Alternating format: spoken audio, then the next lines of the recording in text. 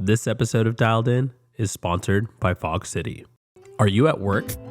Picking up the kids? Traveling? We understand you don't have time to deal with fraud, logistics, or any of the other headaches that come with watch transacting. At Fog City, we do the work for you so you can kick back and relax. Our team and network of experts will assess the true value of your watch, market it effectively, and secure the best possible return. Join thousands of other watch enthusiasts such as yourself and work with Fog City, your premier destination for consigning and buying luxury watches. Call us today at 415-857-5168. Email us at hello@fogcityvintage.com or message us at fogcityvintage on Instagram. Hey guys, this is Tim Bender and welcome back to Dialed In. Super excited to kick off 2023. Last year was definitely a year of growth, a lot of experimentation, but I think we found our voice and we're super excited to go ahead and continue to build community that you guys seem to love so much. Our first guest this year is Jose Pereztroika. If you guys don't know him, he goes by Perezcope on Instagram. He recently came out with a very revealing expose that might implicate some of the biggest kingpins of our industry. Remember, if you guys like this content, it's all because of you. Be sure to give Fog City a shout if you guys are looking to buy, sell, or consign. We want to be your voice in the market. We want to get you the best distribution and get you the highest price possible on your watch. We hope that you guys enjoy this episode, and we're looking forward to a great 2023. Hello, this is Tim Bender, and welcome back to Dialed In. This is episode 20, our first pod of the year, and I am super excited to have this next guest on, Jose Pereztroika from Perezcope. You guys probably have seen or heard some of the work that he's done, but he has done an absolute incredible job doing some forensic analysis and really diving into some of the seedy stuff that happens behind the scenes in the watch world. So really excited to have you on, Jose. What do you consider yourself? Are you a forensic investigator or a detective? Do you do other things on the side? How do you get into watches? Let's just kind of start off on how you got into all this. Yes, sure. Well, first of all, thank you very much for the very kind introduction. It's nice to be with you. How I got into watches is, I grew up in Switzerland. And watches were always a part of our lives. I mean, it was normal for kids already to have quartz watches and stuff. Mm-hmm. And so I went through all this, quartz watches, and then all this, like the calculator watches, the Casios, and then later the Swatch watches, the highly collectible pieces. And also some Gucci dress watches, and I also played around with my father's mechanical watches when I was a small boy. And at some point I bought my first a really expensive mechanical watch, and that was a Breitling Levitimer, and I still love the Breitling Levitimer since day one that I first saw one. And, people who follow me, they know me for my research into Panerai. And there's an interesting story about that, how I actually discovered Panerai as a boy without even knowing. So my mother worked part-time. And so I spent half days with an Italian family. And that's also how I learned to speak Italian.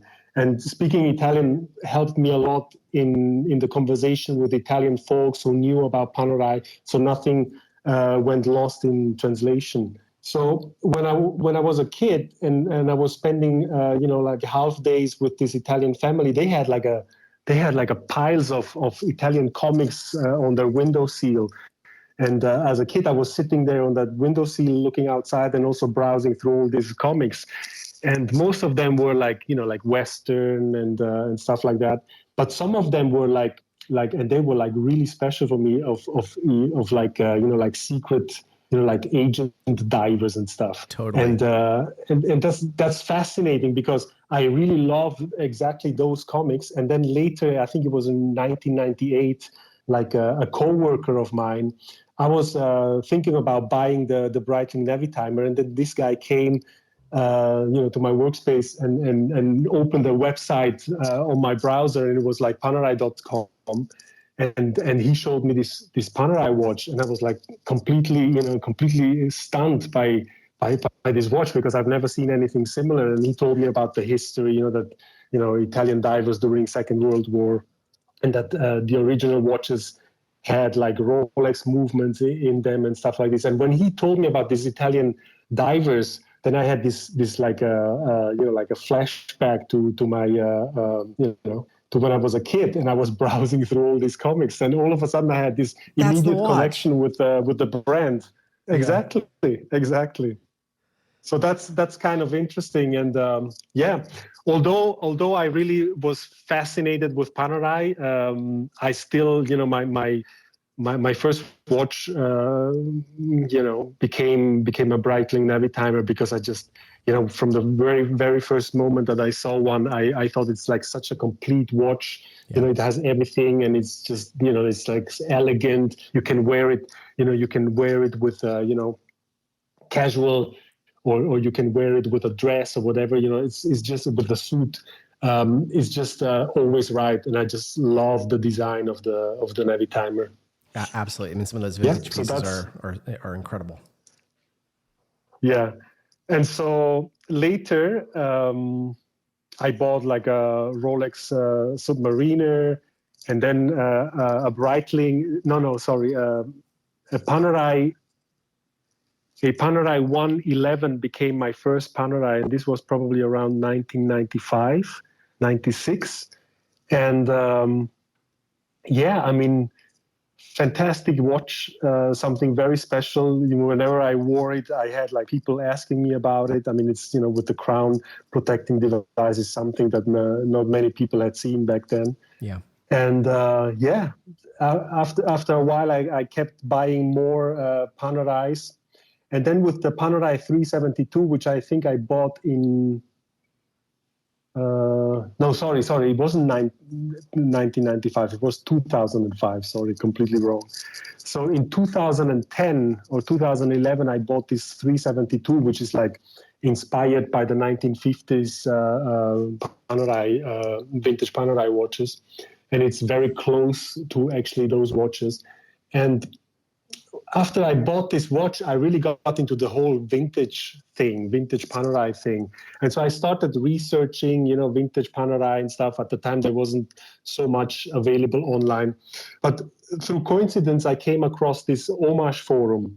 And the Homage forum is a place where people share their experiences about buying like building Homage watches themselves. Mm-hmm. Like they buy cases from here, dials from there, and then they take movements from pocket watches or from alarm table clocks or something like that, and then they built their own watch, inspired by vintage Panerai watches, and they try to get as close as possible.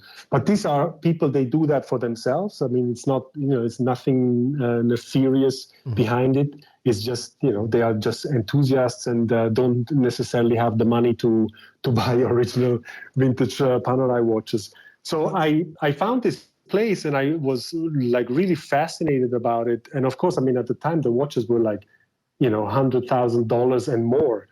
And so inspired by the, dynamic of the forum, I started building some watches myself. I did, I made 3 watches in total.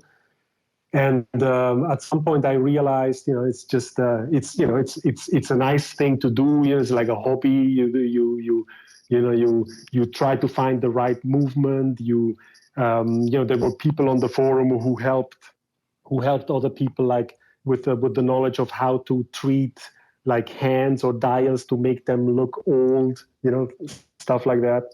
And so it was fascinating at first, but I realized fairly quickly that, those watches are just, nice to look at, but they don't have any value. And the most important component of a vintage Panerai watch is basically, that they were like used, during real operations in Second World War, or, in training operations in the post-war period or whatever. So, for me at that point, I was done with this whole thing. And what I did is I started, because I was fascinated with the movements. And so I started collecting all kinds of data about, all these pocket watches and the movements and the alarm clock, table clocks, because, vintage Panerai watches, the movements that are in those watches, they are either made by were made by Cortbear or by Angelus. The 8 days movements were made by Angelus. And so the very same movements or similar movements can be found in pocket watches or table clocks. And that's very interesting. And so I started collecting all this data, and then with like hundreds of pocket watches like Cortbear, Rolex, Angelus, and so I created these databases, and then with all this knowledge that I had acquired, it started to dawn on me that a lot of so-called original vintage Panerai watches had like similarly converted movements like I had seen in the Homage Forum. Mm-hmm. And this was really like a very strange moment for me, because it was like a very blurred, all of a sudden the line was very blurred, it's like all of a sudden you see these anomalies, and you start questioning yourself, why is that? I mean, that shouldn't be like that. Mm-hmm.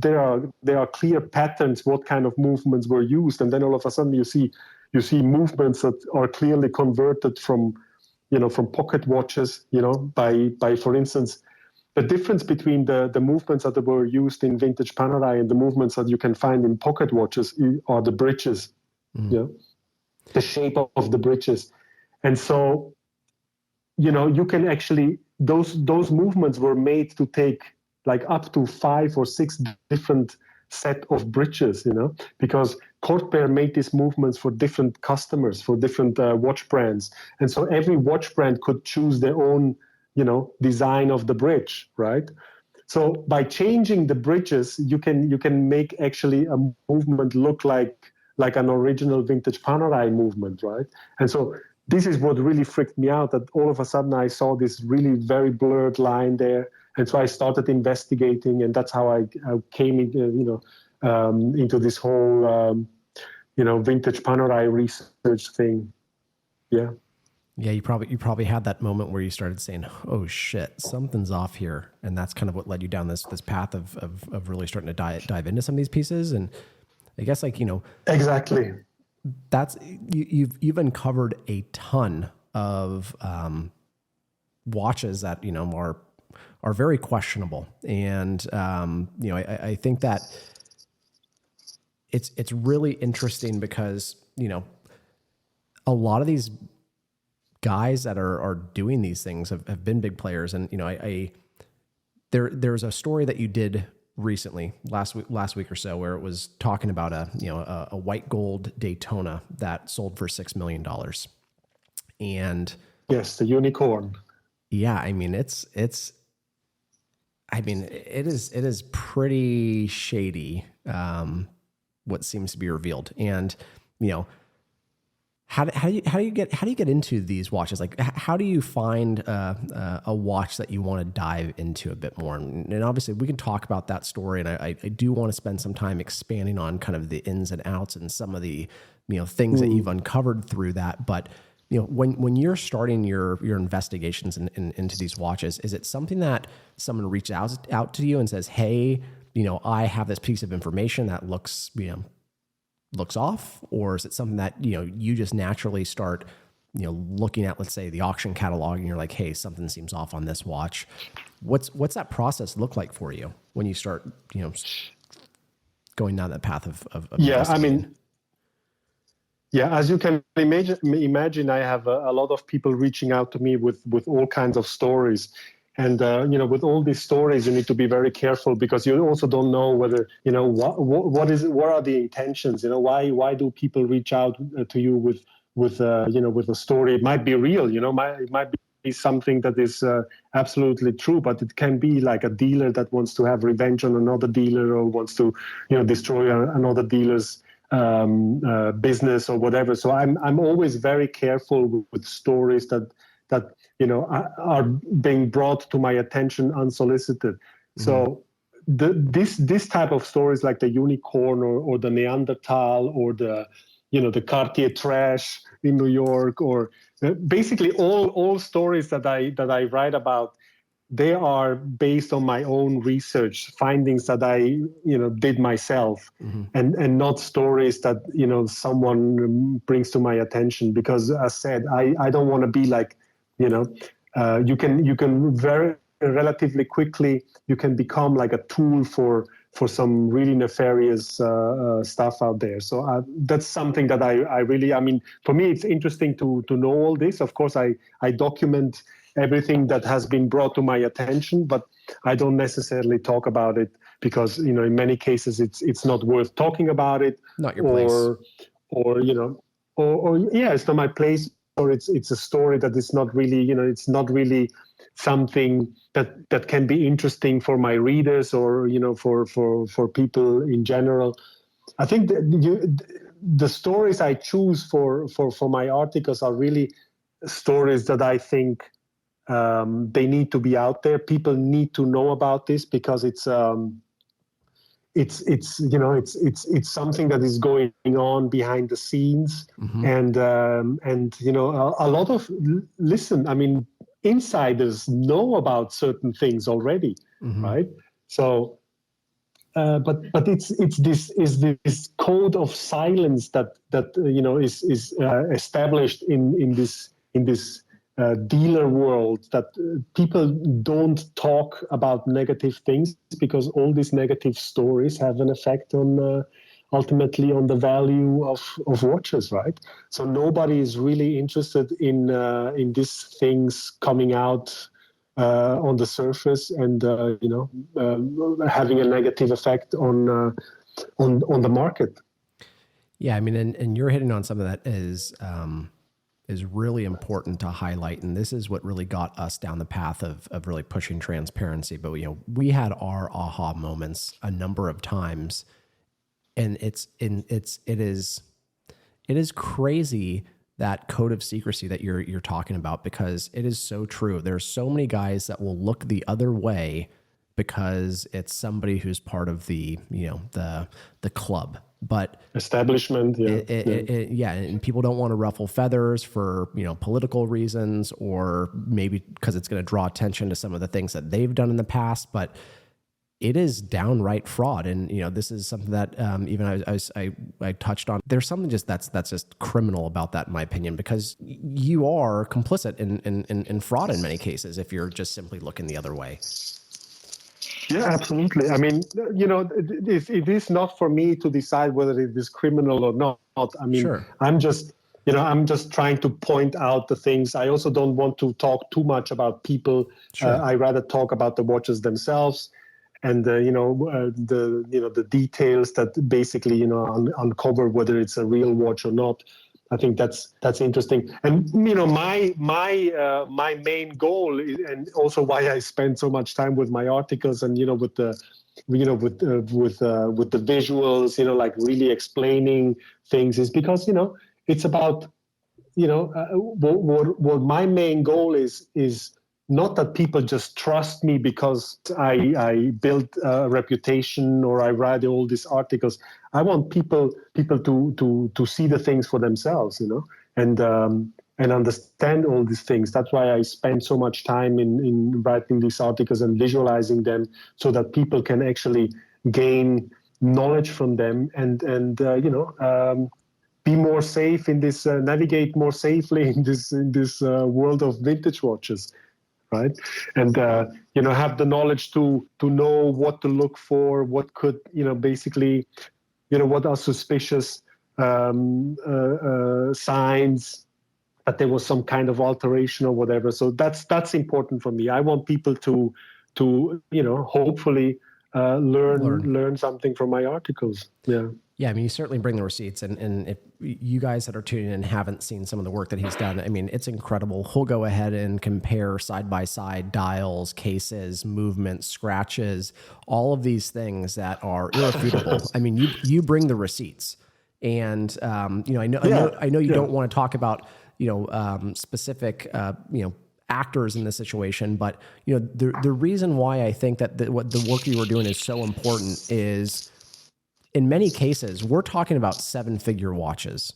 And I don't know. I think that there is a fiduciary duty and obligation, if you are an auction house or you are somebody who is consigning property, that you need to not look the other way. And there has been numerous watches and examples that you have shined the light on where, I don't know, it is outright criminal that these auction houses or these so-called industry experts or kingpins are just complicit. Like, I don't know if they're incompetent or complicit, but I would say that they're complicit. And in many cases, there are things where it seems off. And if we can find out that it's off, and then there's no public comment coming from those folks who then sold property for seven figures, I don't know. I think that there is an issue, and that leads me to even question why so many people continue to trust auction houses, and so many people will buy from auction and spend obscene amounts of money because it was vetted by Phillips, Christie's, you name the auction house. Meanwhile, there's numerous instances where they've looked the other way on watches that were very questionable, and someone is paying a huge sum of money, and now this watch is out in the open where there might be a serious issue, and there's something to be said about that. Like, that's wrong. Yeah. Let me tell you why I in the past months I started writing about this like multi-million-dollar pieces, Frankenstein pieces that were sold at auction. The story has its beginning in early 2018 when I discovered that a Rolex Daytona, vintage Daytona, I think it was a 6239, a so-called Rolex Daytona Solo. Solo is like Italian for only. And that watch was sold at Phillips, I think a year before or something. And it was sold as a Rolex Daytona Solo. And so there's only Rolex written on the dial. There's no Cosmograph, there's no Daytona, nothing. Solo means only. So Rolex only, right? Mm-hmm. And so, I created these databases, early on with the movements and stuff like this. But then I started, creating also databases about watches, vintage Panerai watches, and then Rolex Daytona, and then Submariner and Sea Dweller. And basically right now I have like this incredible, large and extensive database of, all kinds of Rolex watches, Patek watches, Blancpain, Omega, you name it. I mean, it's massive, and it's a lot of man hours that I put into all these databases. But once you have them, you see patterns, right? Mm-hmm. You have like this side by side view, and you see how movements are supposed to be. You see how dials are supposed to be. You see how other details of the watches are supposed to be, because you have this huge amount of documented watches, and then you see, of course, you see also like exceptions, and the exception only proves the rule, right? And so I started making this vintage Rolex Daytona database.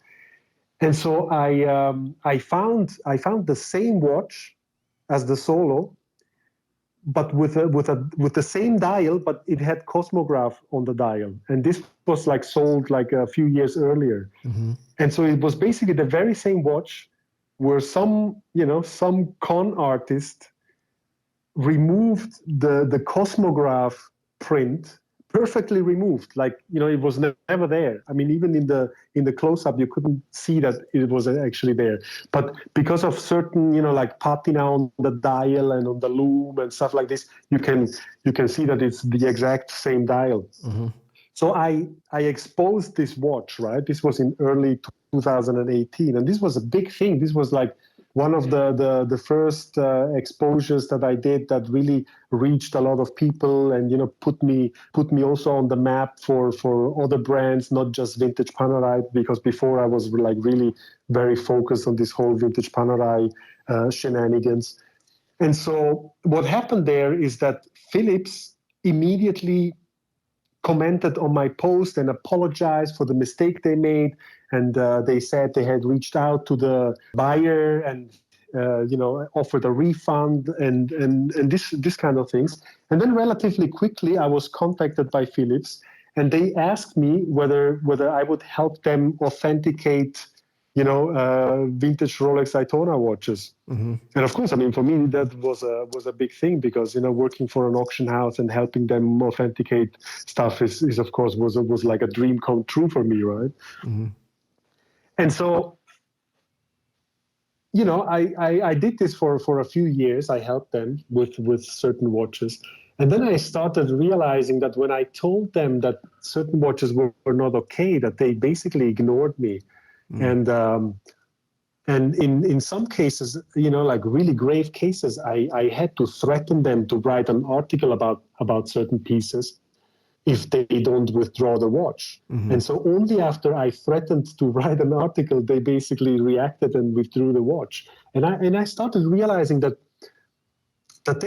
they had not hired me to help them authenticate watches, basically to keep them from selling fake watches. At least that was my feeling, but rather to keep me silent. You know what I mean? Mm. Like to have me on their side, and you know how it is. When you work for someone or with someone, there's always some feeling of loyalty that you have, right? And then you don't wish anything bad to anyone, right? So I started realizing that these guys were actually using me for their own purposes. And so, my reaction was really, I don't want to have anything to do with that anymore. And I told them, listen, we came until this point, but no further. So I stopped working with them. And that's when I started uncovering this stuff, which I think, I've been chasing the auction house Antiquorum for a very long time. I don't know if you followed that, but Antiquorum, is like one of the worst auction houses out there. I mean, they sell stuff. It's incredible.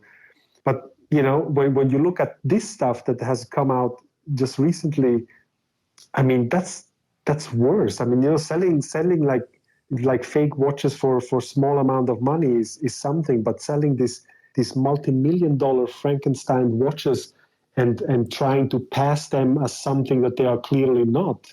I mean, that's a whole different point, a whole different level. I mean, that's where it starts to be fraud, and I don't think you can call it anything else. And this is something where maybe you can expand on the story so you can tell it as is from your point of view. But in terms of how it looks, based off of your writings, I don't know if it's appropriate to name names, but the auctioneer that sold the watch also was aware of the watch because he was the person who sold it initially or was involved with private treaty sales. So yes. When that happens, one, if it's a prototype watch and it's this rare watch that no one's ever seen before, it's going to be something that they remember.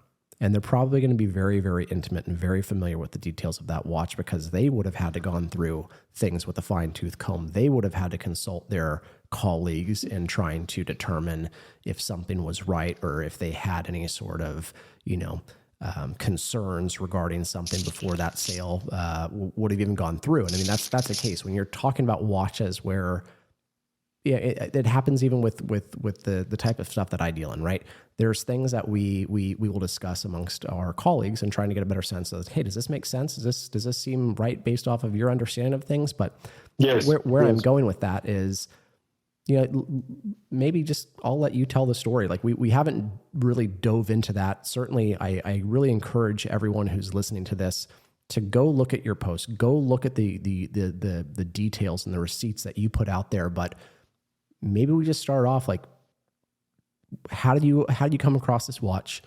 What was the process? What was your motivation in trying to, dive a little deeper, and kind of what are your feelings based off of your research in terms of like who played a part in this? And I'd love to hear it from you because you're the one who brought it to light. Yeah, so this is like a superstar watch, right? I mean, this watch, the white gold Daytona 6265 unicorn, so-called, was presented by John Goldberger in a Talking Watches with Ben Clymer in 2013, and the watch immediately became a big star because it's basically a unique white gold Daytona. They only made one piece. And the way it was presented in Talking Watches, there was nothing about, like we found the watch in a miserable condition or something like this. No, the watch was presented as, without any mentioning of anything. Just that's a unique white gold vintage Daytona, the only one made, and everybody was like, "Oh, amazing!" Like crazy. I mean, it was such a stunning discovery, right? Mm-hmm. And so the watch was then the superstar of the auction of the Daytona Ultimatum auction by Philips in 2018, in May 2018.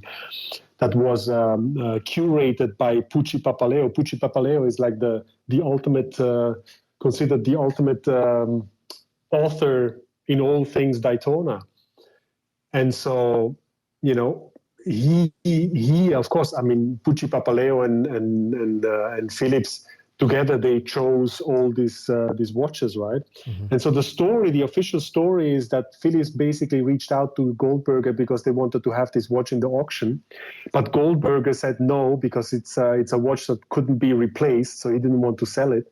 But then basically they said, oh, why don't you sell it for charity purposes then, And so apparently, I mean, that's the official story. Then Goldberger said, oh, yeah, there's so much good I can do with selling this watch for charity. So, yeah, let's do that. So the watch became the star of the Daytona Ultimatum auction. And so, yeah, I mean, there were many articles written about the watch, about how it was unique and stuff. And,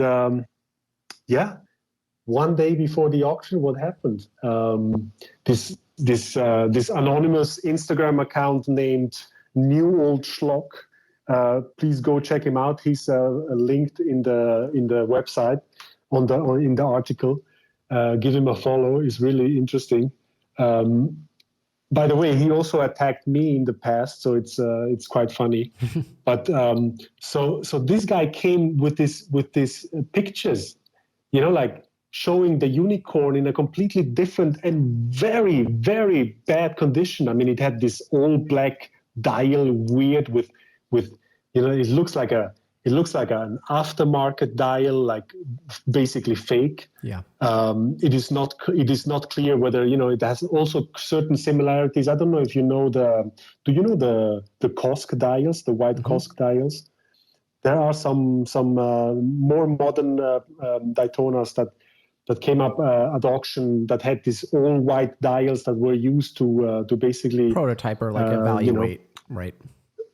Yeah, I mean they are used by the Swiss Kosk Institute to basically measure the movements, whether they are accurate.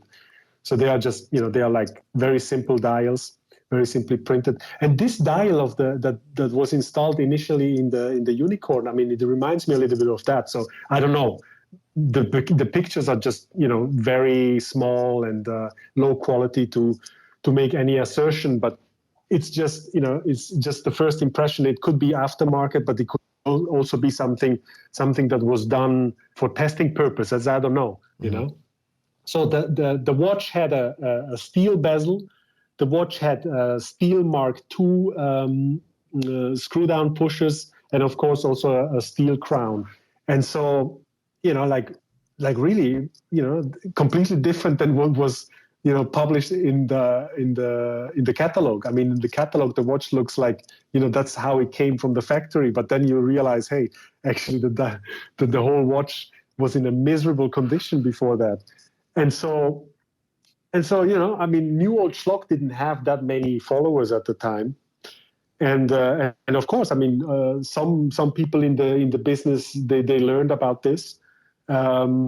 But not many. I mean, only really the inner circle of vintage watchers knew about this story, and so what happened next is that hours after these pictures were published, out of the blue, Philips published an interview with John Goldberger, in which John Goldberger basically discloses that the watch was found with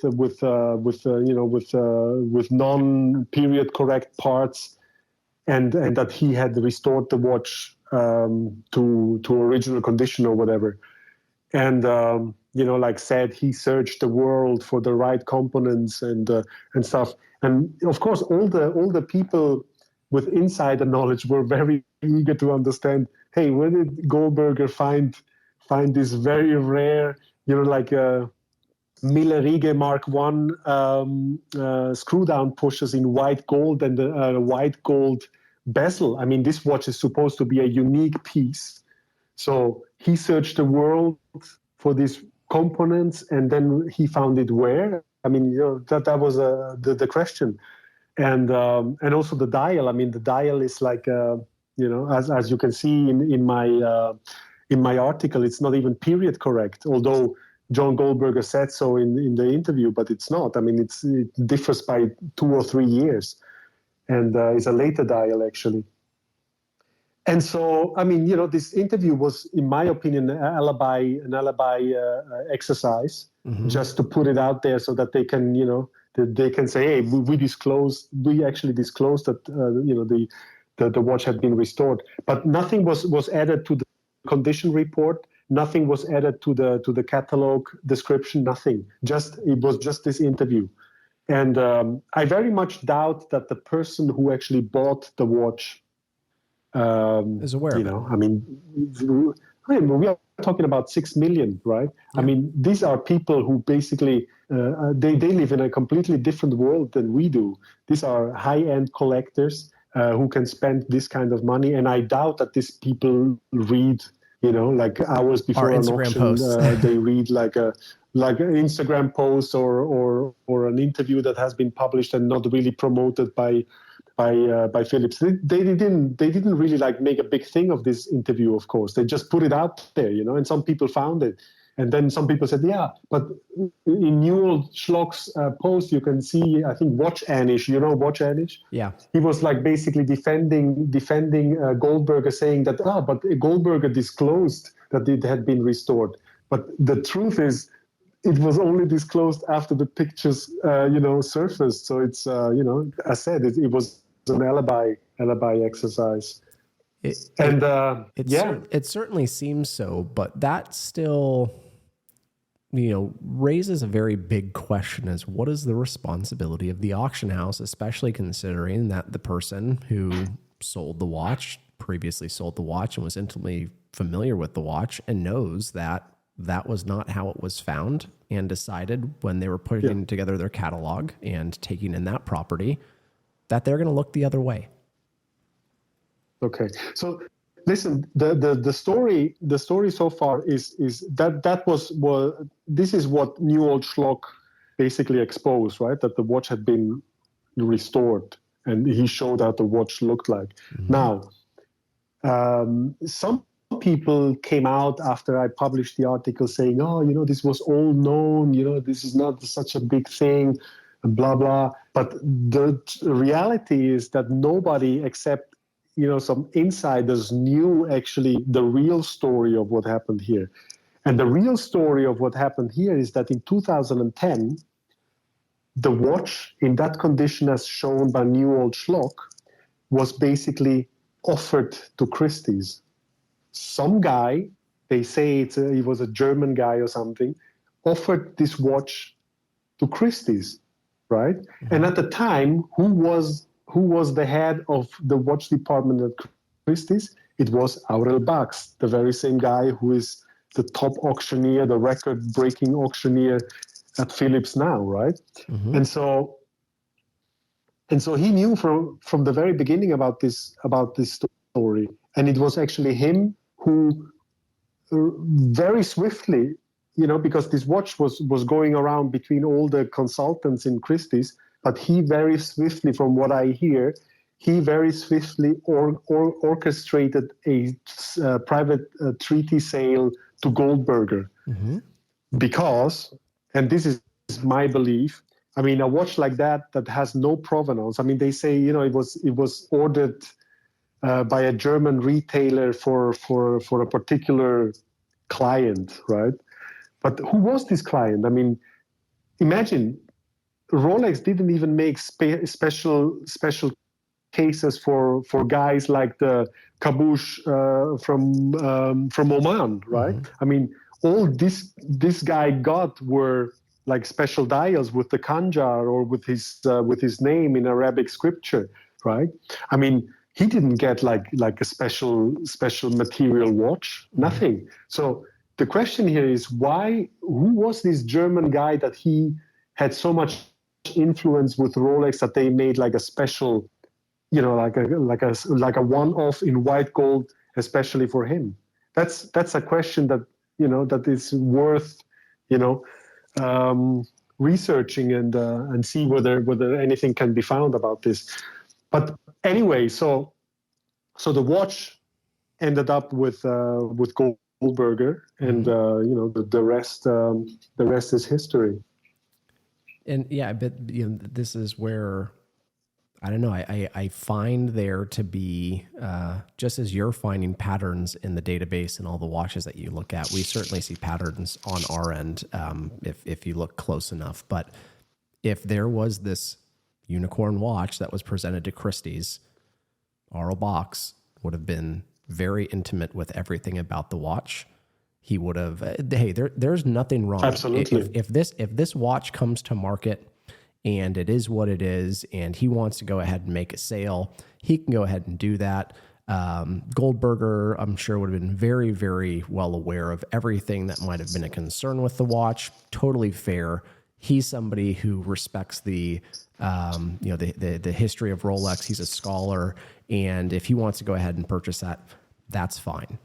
At the end of the day, though, yeah, absolutely. Aurel was very, very aware that this watch was not what it was made out to be, decided that it was okay to take that property, put it out into the public, not make any sort of disclosures about anything, and then sell it for $6 million. There's an issue with that. Yeah. A big issue with that. I can see the issue. Yeah, a very big issue. And why is no one talking about that? Why is it okay that these auction houses continually do this? If Aurel was aware of that and he did not disclose that to the person who was buying this watch, he is committing fraud. I don't know how else you can explain that. He is engaged in fraud. Why? Because I'm sure he gets a big bonus when that watch sells. Yeah, I mean, that's the other story, right? I mean, the story was, the official story is that the watch was sold to benefit charity, like this children action in Geneva, right? But there are like very conflicting statements as to what amount was ultimately donated. I mean, it was not disclosed. I mean, Hodinky was talking about that all the proceeds went to charity. Then SJX Watches from Singapore was more specific. He said that the net proceeds of the hammer price went to charity. So let's break this down. I mean, the hammer price was 5 million, right? Mm-hmm. And so what are the net proceeds of the hammer price? The net proceeds of the hammer price could be, I mean, every person who consigns a watch to an auction house has to pay a consignment fee, right? And in most cases that's 10%. So let's just speculate here. If it's the net proceeds of the hammer price, which was 5 million, that means that 500,000, potentially 500,000 of that amount remained with the auction house or with Goldberger, you know? And so the auction house themselves, I mean, they kept 1 million, right? I mean, 1.5 million remained with the people involved with the in sale. this whole thing. Yeah.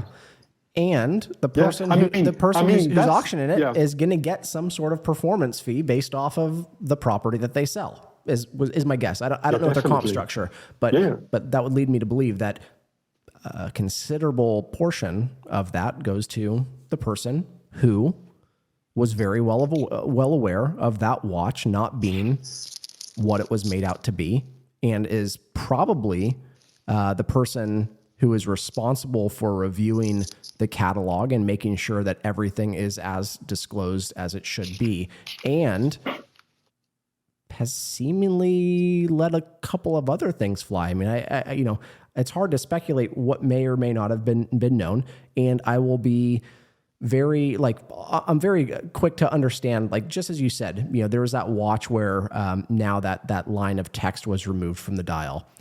It would be really hard. If everything else checks out and you're not very intimate with that specific watch, it is very easy to say, hey, everything about this watch is correct. How on earth would you be able to know that this line of text was removed? If there's no signs of that, it would be near impossible unless you were intimately familiar with that watch. And based off of what I've gathered from your article, the person was also very familiar with the watch not being as it should have been. And that person is a kingpin in our industry. And he is supposed to be the world's, you know, greatest auctioneer. He's supposed to be the man who, you know, is supposed to be the top guy in our space. Yet he is actively participating in something that certainly doesn't look right. You can call it whatever you want.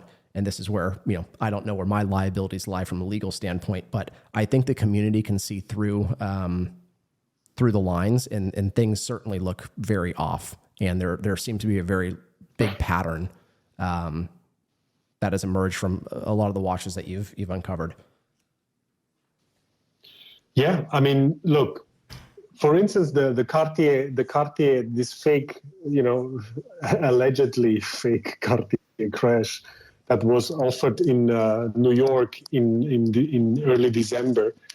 I mean, you can just go check out the article, decide for yourself. But I mean, this article had really an impact because the watch sold, I think, for like 300 and something hammer price, and then at the end it was like 450,000. I'm just saying something now, including the buyer's premium. It's a big number, and that's a house in most parts of the world. Yeah, but anyway, I mean, that was a 1 million or even more watch if it had been okay, right? So obviously, my article had an impact, and it had an impact because I even received pictures of the buyer in the room. I mean, the people in the room were like, what? This guy didn't read the article or what? And so they made pictures of the guy while he was bidding, and it's just, you know, it's just so amazing. I mean, there's so many people, you know, knew that something was wrong with the watch, and you know, I mean, I published the article, I think 1 or 2 days before the auction. So of course Philips read the article. I mean, it's very clear. I mean, you look at the article, you look at the visuals that I made. I mean, something is off with that watch, and they still went ahead with the sale. And this is what I mean. You know, I realized at some point that these guys are not really interested in, you know, I mean, you know, I've been always told, you know, by the auctioneer himself in private conversations that he doesn't want to sell, you know, questionable stuff, made up stuff and stuff like this. Then why certainly doesn't seem to be the case. You know, why do I have to force them to withdraw watches that are clearly not all right when they can see it for themselves? Because, you know, the same that I did for my articles, I also did for them when something was not okay. I made comparisons to show them, hey, this is this is there's something off here, and they would have gone ahead with the sale anyway. So it's just, as said, I mean, for me, it's just that a watch like the Cartier Crash was not withdrawn. Just shows you, that they don't really seem to care whether what they are selling is correct or not. And where does that liability lie with them? I don't know. I mean, at the end of the day, I mean, someone who has bought something that is not all right needs to approach a lawyer and see what can be done. I don't know. I mean, there's also a fine print in the contract with Philips that says that ultimately the customer has to check himself what he buys. That basically, I mean, they protect themselves with the fine print. I mean, I think it would be very difficult in a court of law to prove anything. Just seems certainly off and very, I don't know. I find, I've read it, like just quickly, I don't know the exact terms and conditions, but if you have the chance to do it, go through the terms and conditions in the Philips catalogs, and you will see that they basically give up the responsibility for the authenticity of the watch to the customers. I mean, ultimately the customer is responsible to check and to see whether what he's bidding for and buying, whether that's okay or not. And who would they consult with? Probably the same people that are very well aware of the fact that things are just not right. That's right. I mean, who do you approach? Who do you approach when you have like a Cartier Crash? I mean, there's a handful of Cartier experts out there, and I mean, this watch, I was told that Goldberger gave his okay. That Goldberger said this watch is all right, and so I mean, if you have a guy like him saying that the watch is all right, then yeah. And the same guy who is. Yeah, I mean, this is where it starts to get really, really muddy. And again, look the other way because it's someone who's in the club, right? And people will routinely give people, a head nod saying, yeah, this is fine, because why? It's going to be their friend that makes the sale, or there's a friend that knows about a watch that was questionable that they might have dealt with in the past. And it's certainly not a good look. And it's something where, let's talk about how we move this forward, right? Because, prior to us kicking off this conversation, we were talking about that was a very important thing. And I think that it is something that, I think that we're going to see as there's more and more transparency that is being pushed in our industry.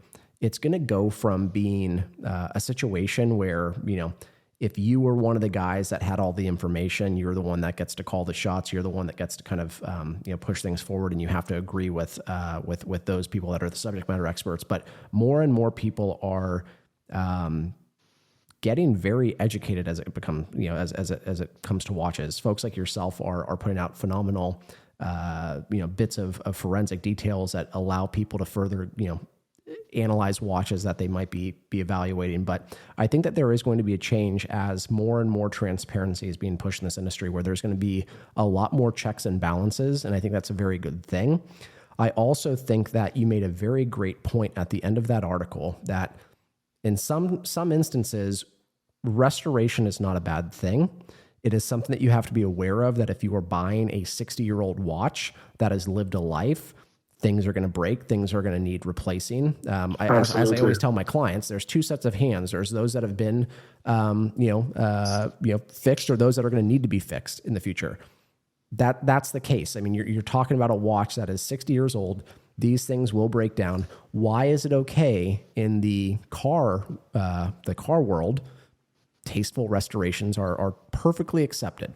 Now, there's something to be said that if it's a watch that is a barn find, never been touched, has every little details, was tucked away in a safe in Switzerland, that watch will naturally command a much larger premium than a watch that, has been tastefully restored. That watch that has been tastefully restored, that's not a bad watch. And I think that so many people have, just completely stayed away from anything that's been touched. And this is something where it's like people talk about box and papers or polished versus unpolished, or you name it. People have to be aware of the fact that this is a natural thing in our industry, and it's not a bad thing. If you have a beat up case, it's okay to get the case repolished and get a good edge.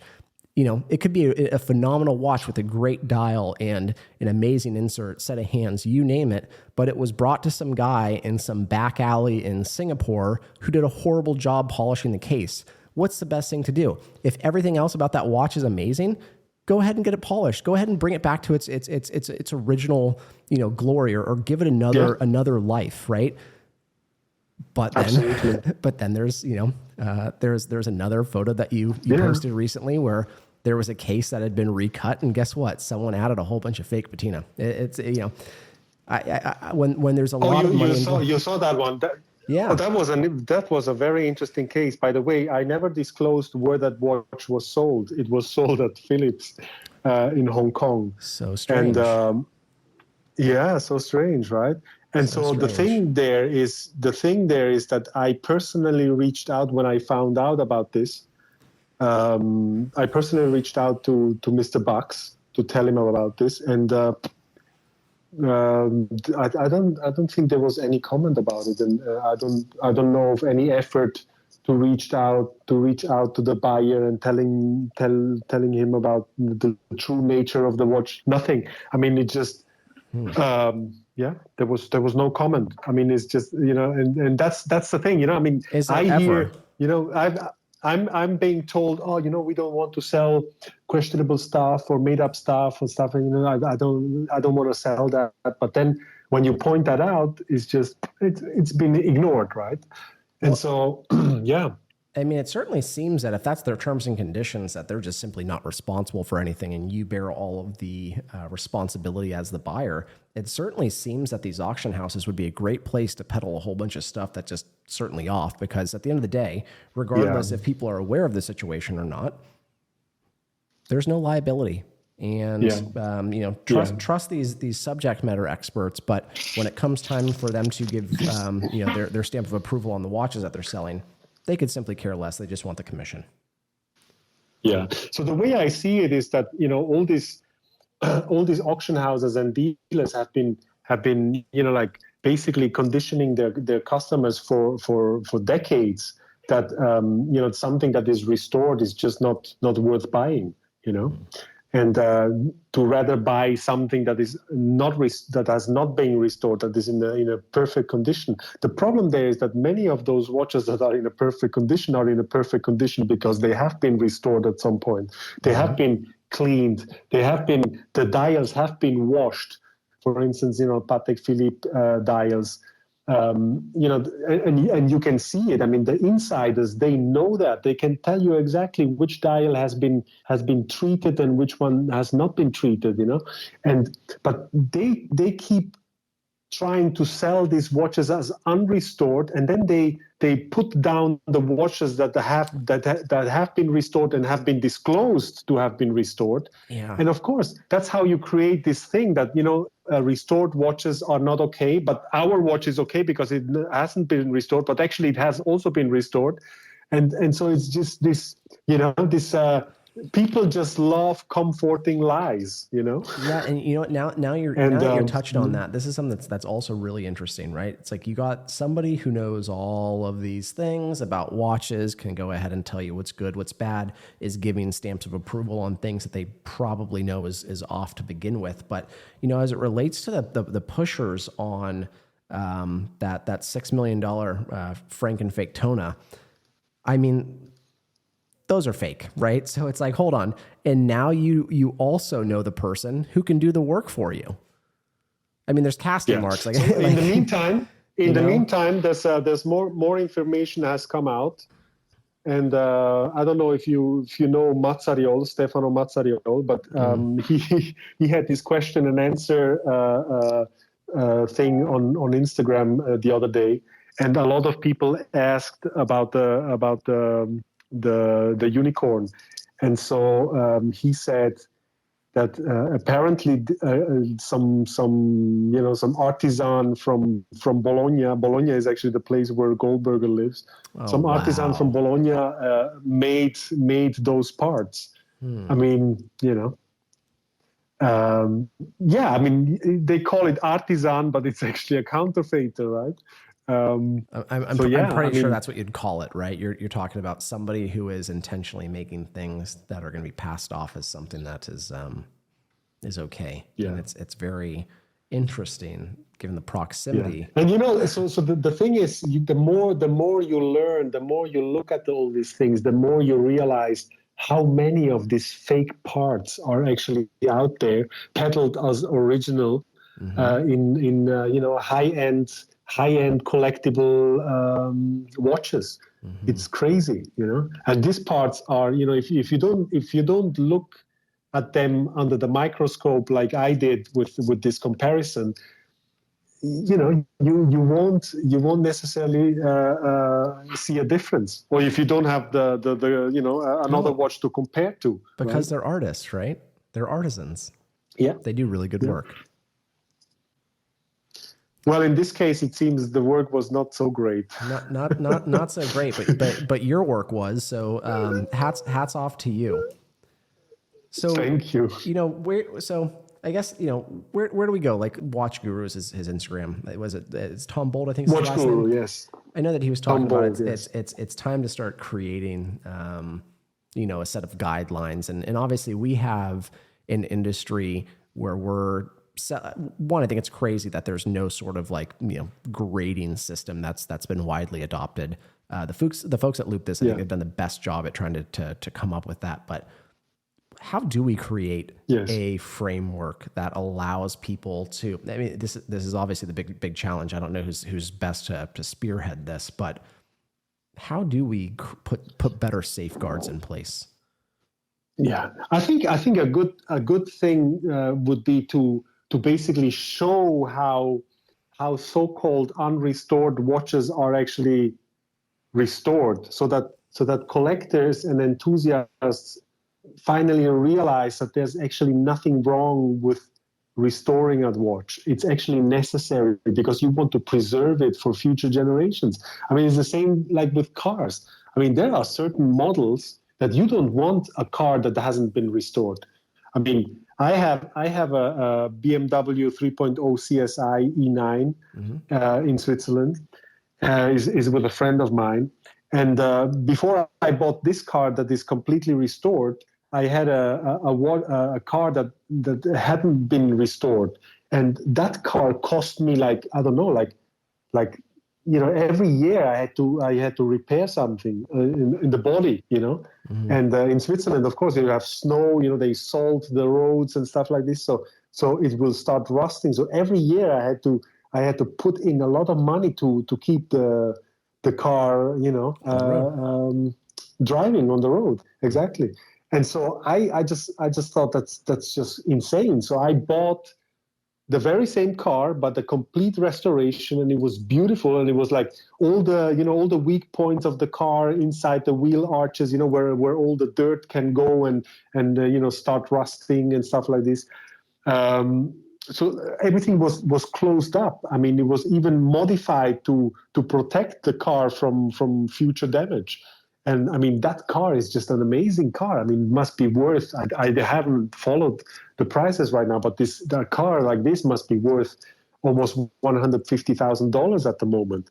Mm-hmm. And if you want a car like this, you want a restored car. And I suppose other cars, other brands is the same. I mean, you don't want necessarily a car that you don't know what is happening on the inside, in the hollow rooms of the body and everywhere, Mm-hmm. Because it could be a major damage that will cost you a lot of money. So what is the best alternative is just to go for a restored car, and a restored car has a big price attached to it. Yeah, because of course the same. Yeah. Yeah, I was going to say why? Yeah, Why? go on. Because you are essentially looking for a subject matter expert to go ahead and make that a better version of itself, right? Like it has the good bones, but you're relying on that person to do all of the work. And the same thing should apply with watches. It's totally okay if someone knows, hey, this isn't the right dial to apply here. This is the right dial. Those are fine things. Great. You're doing it. I think the most important thing is to take the scare of the a restored watch. A restored watch is nothing evil, nothing nefarious. Especially if the person who has restored it was so open about it that he basically disclosed it, so that a future buyer can decide himself whether he wants it or not. I mean, and that's fairness, right? If you peddle a restored watch but don't disclose that that it has been restored, it looks amazing, right? Mm-hmm. But you're basically selling a dream that is nothing but a dream, right? It's no watch. Well, there's very little amount of watches that have not been restored or touched up or whatever. I mean, basically everything out there that is in a great condition is in a great condition because it has been maintained, and people need to understand that and need to talk more open about all this. And I think that would take the scare of restored watches, because there's nothing bad about it, especially when you know that the people who actually tell collectors not to buy restored watches try to sell them watches that have been restored but without disclosure, and that's just the crazy part. But by the person who lives in their hometown. Yeah, I mean, it's certainly. I think you're spot on. There's nothing wrong with it, and people need to be more open and accepting of that. I don't know what it's going to take. It's almost like, but this is the nature, and this is where we were talking about. I don't know if you want to say someone who writes for who started a popular publication. If he was complicit and not being able to identify these things, but it's almost as if these figureheads that are actively like supposed to be voiced in the marketplaces, they also need to start saying that. But it's interesting that they generally never do. I mean, you see it with this story and also previous stories. I mean, all this, the mainstream watch media outlets, they are very reluctant to talk about things like this, because they either, of course, it's all damaging for the market, for the business, right? I mean, I uncovered so many bad things about. But is it? And in fact, that might be what needs to happen. I think the belief is yes. The belief is.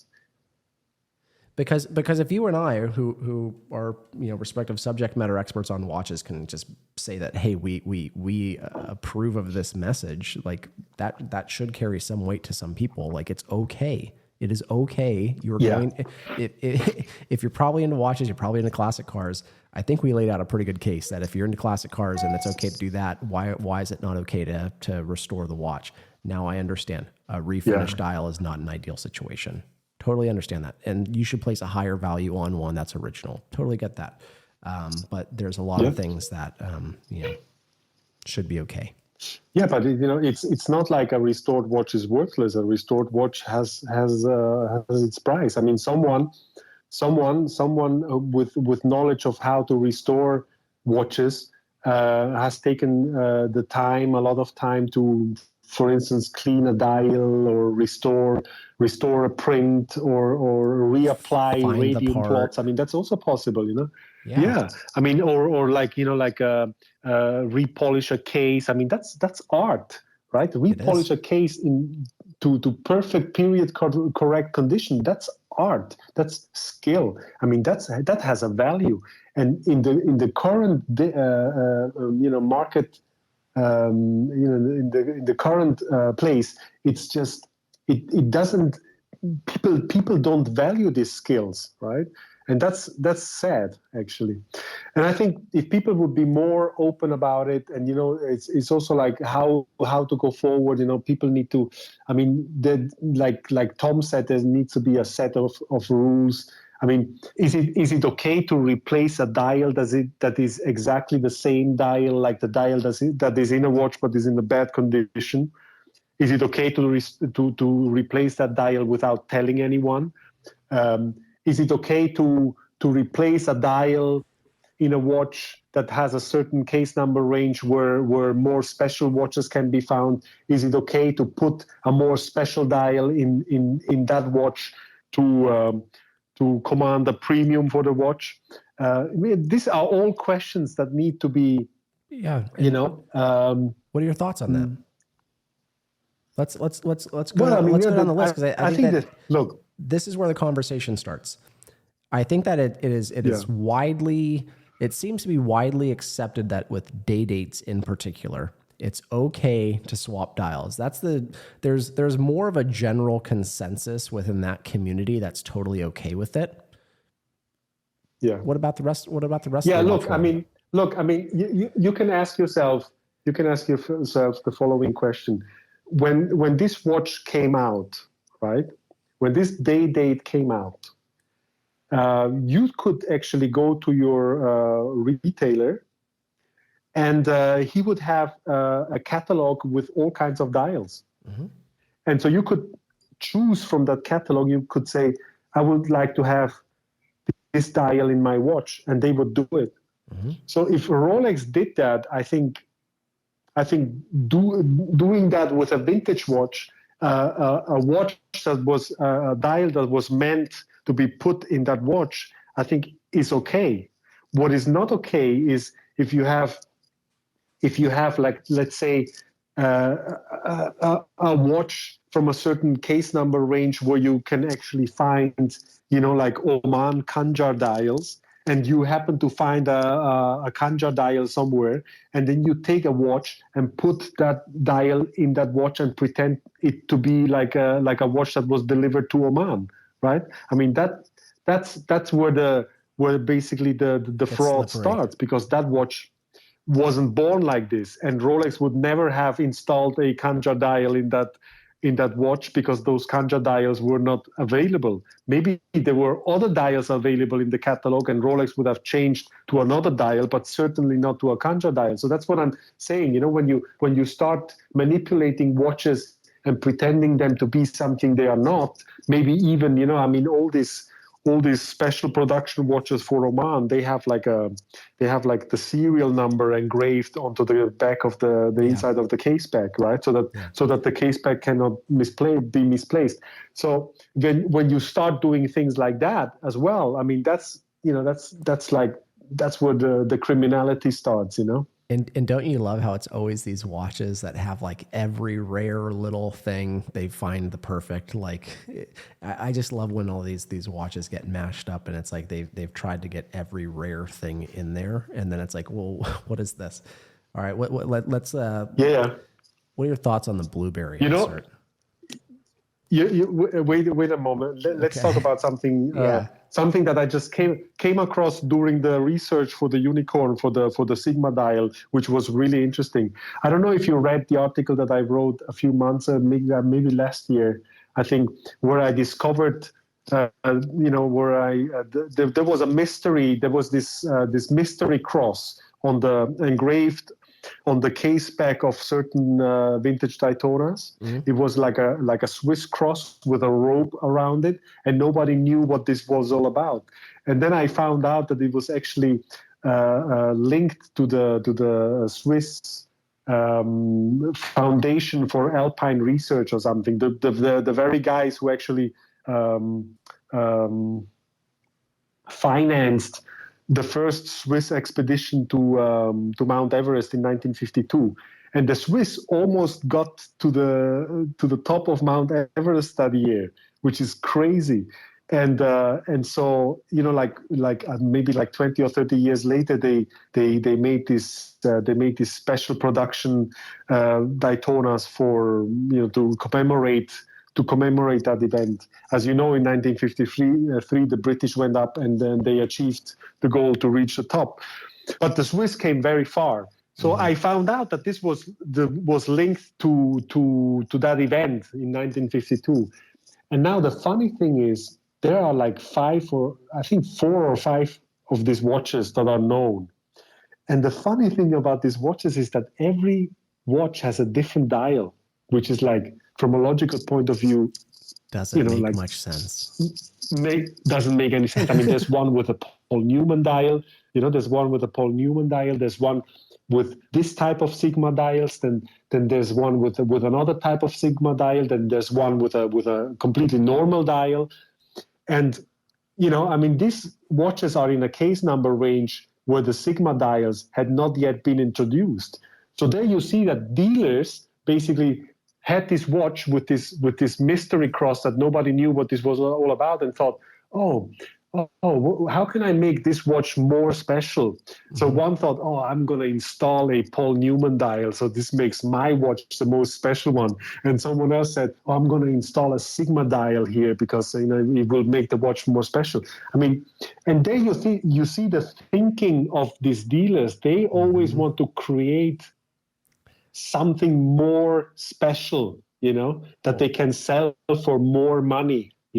And in doing so, they destroy historically important watches like this mystery cross, like this commemorative piece that they made for this 1952 expedition, expedition of the Swiss. They destroy historically important watches. You understand? I mean, that's terrible. Just crazy, But there you see the thinking. Right. I mean, that is the thing. Right? It's how can I make this even more elusive, right? Yeah. And so you wanted to discuss the blueberries. I mean, that's one that just always keeps. I run Q&As every Monday, and people are always asking me about that. It's something where what are your thoughts on it? Yeah, so I must say I never looked really into this whole blueberry thing because I wasn't really interested in it. But of course, I know 1 or 2 things about it, and from what I understand, is that the original blueberry inserts were found or came from a Rolex service center somewhere. And what it could be is that perhaps because the quality is not the same as with the known inserts. I think the color comes off in certain parts and stuff. I think what the story is there is that perhaps those inserts had been ordered by the service center, but they were maybe a faulty batch or something, and they were kept in storage, and then at some point these inserts found their way out of that service center and entered the market. And so, from what I understand, there are different batches, and I think I'm not going to say whether they are original or not. It's a thing that if this theory is correct and the service center ordered them, they might have ordered them without the knowledge of Rolex from a third party. Who knows? And are they original or not? I mean, that's something that is up to the discussion, buyer, right? Well, it's up to the buyer, right? Because I guess that's the new thing is every watch sale from here on out should be at the sole discretion of the buyer to know exactly what they're purchasing. Yeah. From what I understand, those blueberry inserts were never used in watches by Rolex that were Geneva. Delivered.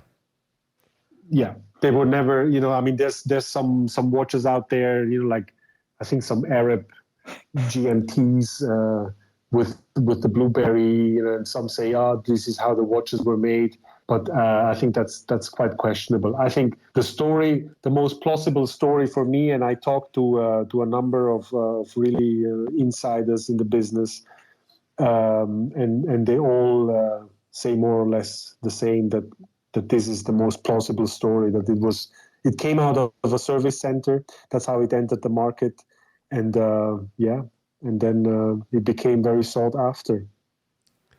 Well, I certainly think it's interesting that they've all seemed to have disappeared from the market. I don't know if you've noticed that. Well, I mean, there was this letter that was published, like I think last year or something. Yeah, it wasn't too long ago. Yeah, I think there was this German guy who published it, and then it found its way to a famous horological troll with Tourette syndrome. And then it went crazy. So Rolex in the letter basically said that they never made this all blue inserts. But the funny thing about the letter is that the guy who initially posted the letter deleted it relatively quickly, and I think also I think this is something that should never have been published. In public. I don't know. Anyway, Blueberry, for me, not interesting. If someone thinks it gives a nice touch to his watch, sure, and he wants to go through all this, then he has the money to pay for one of those first generation inserts. Knock my yourself guess, out. Me personally, I'm just not interested in. I think I'm also not really interested in the GMT as a whole. The GMT was never a watch that really spoke to me in any way. This has been great time chatting with you. I think that this is going to be a podcast that a lot of folks are going to get a lot of enjoyment out of. I think that you have done, again, an incredible job, highlighting some of these things that you've identified, and you're doing an amazing bit of work for our community by publishing that and being so thorough and documenting everything. And like I said, you bring the receipts. Here's this scratch. Here's this mark. It's pretty hard to argue with the cases that you're making, and keep doing it. And the community really appreciates what you're doing. Thank you so much for giving me the opportunity to reach more people with this story. I think it is important that more people learn about these things, and also when you listen, go to my website, they will find a lot more similar stories like this. So this is not a one-off. This is just the tip of the iceberg. Yeah. And I think what we need to do, everybody who is interested in watches and enthusiastic about it and really passionate about it, we need to melt that iceberg. Yeah. And let's see what is in there. Yeah, and that's exactly it. I mean, we have to have conversations within our community. We have to try to figure out ways that we can make this a safer place to operate, because, from the outside looking in, I'm sure a lot of people say, holy shit, this is a scary place to be. But, there are a lot of folks in our space, such as yourself and many others, that will gladly weigh in and provide their best guidance to make sure this is, as safe as it possibly can be. But what's your are there any parting recommendations that you would give to people? I know that we mentioned some of the artists that have done phenomenal jobs in terms of case refinishing, and actually we didn't specifically name names, but LA Watchworks, they're a fantastic shop. You got Mike at Rolly Works in Miami. He does a fantastic job with bracelet restorations.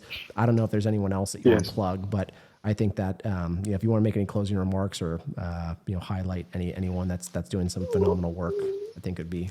Well, I mean, there are some dial restorers in Italy that are real artists, but they don't want to be, they don't want to appear in public. So because of course, a lot of the work they are doing, is find itself in Philip's concealed. catalog. That's funny. Maybe. No, but I mean, it's for them is their lifeline, their job, right? Yeah.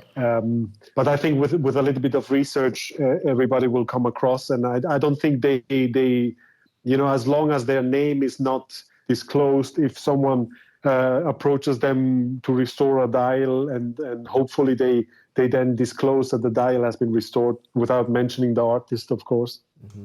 I think that's that would be a great development. But generally, I think there's a lot of potential here, and I think if all these things are once all these things are out of the way, and people know more about what is acceptable, what is not, and lose their fear from restored watches and stuff like this. I think watches can go to levels in price that are unthinkable right now. And I agree. I think we all should. Yeah, I think we all should work together to make this hobby, or this fascinating world of watches like really a safe place, and where nobody needs to lie about anything. I think a lot of this shenanigans happen because people are just scared to disclose anything, because they fear that the watch will lose the value. So. Yeah, I mean, and it starts with transparency, conversation, just being open and honest. And, Absolutely. You're doing a great job spearheading that. So, Jose. Yeah, and other than that, Tim, you have been a great host. Thank you very much again for giving me this opportunity. And I hope this episode finds a lot of listeners and is successful. I think it will, and I think that as these new stories come out, I'd love to have you on again, and we can talk about different topics. But thank you so much, Jose. I truly appreciate it. Anytime. Yeah, thank you, Tim. Thank you.